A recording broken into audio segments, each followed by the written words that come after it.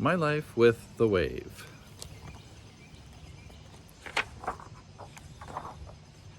Based on a story by Octavio Paz. My first trip to the seashore, I fell in love with the waves. Just as we were about to leave, one wave tore away from the sea. When the others tried to stop her by clutching at her floating skirts, she caught my hand and we raced away together across the wrinkled sand.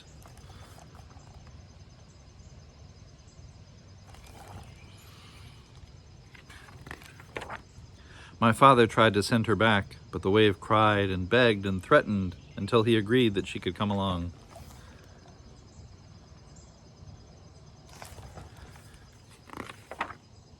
The next morning, we went to the station and boarded the train. The wave was tall and fair and full of light. She was bound to attract attention. If there was a rule forbidding waves from traveling by train, the conductor might throw her off.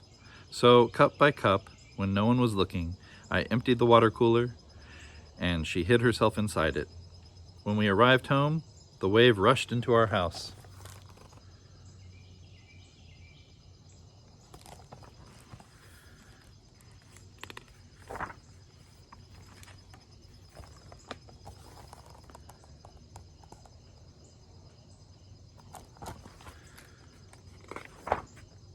Before she had been one wave, now she was many. She flooded our rooms with light and air, driving away the shadows with her blue and green reflections. Small forgotten corners crowded with dust and dark were swept by her light. The whole house shone with her laughter. Her smile was everywhere. The sun came into our old dark rooms and stayed for hours and hours. It loved dancing with the wave and me so much that it sometimes forgot to leave. More than once it crept out through my window as the stars watched in amazement.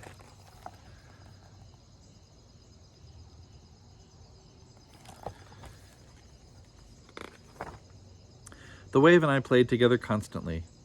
If I caught and hugged her, she would rise up tall like a liquid tree, then burst into a shower and bathe me in her foam.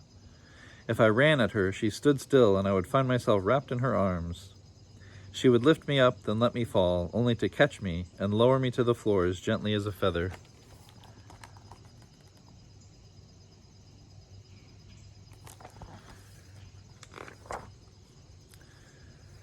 At night, we lay side by side, whispering secrets with smiles and smothered laughter. She rocked me to sleep in her waters and sang sweet sea songs into the shell of my ear. Sometimes in the dark, she shimmered like a rainbow. To touch her then was like touching a piece of night tattooed with fire. Other nights, she was black and bitter. In dark despair, she howled and sighed and twisted. Hearing her, the sea wind came flying over the mountains. It wailed with a wild wind voice through the trees and clawed all night at my windows. Cloudy days enraged the wave. She smashed my model train, soaked my stamp collection, and covered my room in her gray and greenish foam.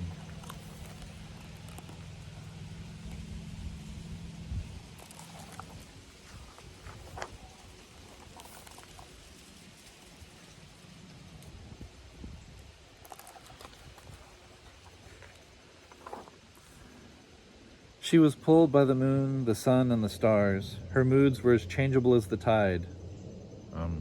She's a wave. I thought she might be lonely and gave her seashells and a tiny sailboat to play with. After she smashed these against the wall, I brought home small fish for her. She swept them into her arms, then whispered and played with them by the hour. At night while she slept, the fish adorned her hair with little flashes and splashes of color.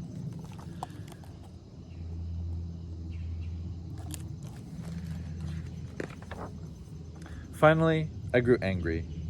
Now the wave spent all her time playing with the fish and never played with me. I tried to catch them, but they darted like ghosts between my fingers, while the wave poured over me in foaming laughter. With the coming of winter, the sky turned gray and the city shivered, drenched in a frozen rain. The wave had nightmares. She dreamed strange dreams of the icy regions of the poles, of turning to ice and sailing away to where the nights go on for years. She curled herself into a corner and howled through long, long days and longer nights. She filled the house with phantoms and called up monsters from the deep.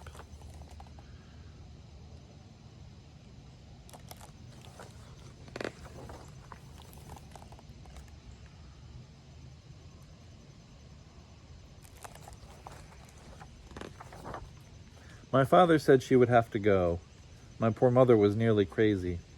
Since I could never catch the wave, we packed and went away for a time, leaving her behind in the cold.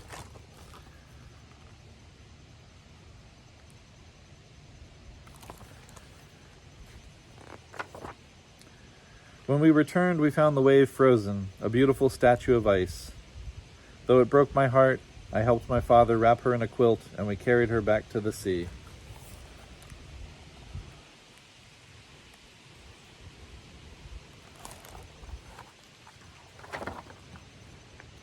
Now the house is dark again, and the corners are filled with dust and shadows.